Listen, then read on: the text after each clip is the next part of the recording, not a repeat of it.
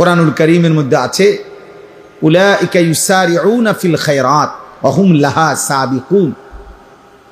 আল্লাহ তাআলা বলেন, আমার প্রিয় বান্দাগণ কল্যাণের কাজে প্রতিযোগিতা করছে এবং প্রতিযোগিতা করতে করতে শেষ পর্যন্ত জান্নাতের রাস্তায় এগিয়েই গেছে, জান্নাতের রাস্তায় পৌঁছেই গেছে।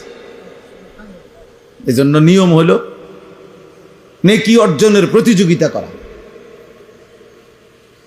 প্রতিযোগিতা করা। হযরত ওমর রাদিয়াল্লাহু তাআলা আনহু আজীবন তিনি চেষ্টা করছেন আমলের দিক থেকে, সাদাকার দিক থেকে, সব ক্ষেত্রে ওনার চেষ্টা ছিল হযরত আবু বকর সিদ্দিক রাদিয়াল্লাহু তাআলা আনহু ওনাকে ডিঙ্গাইবার।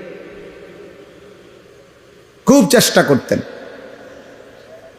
বহু চেষ্টা করে তাবুকের যুদ্ধের পরেও সর্বশেষ তিনি ঘোষণা দিয়েছেন হযরত আবু বকর সিদ্দিককে যে লা ইউসাবিকুকা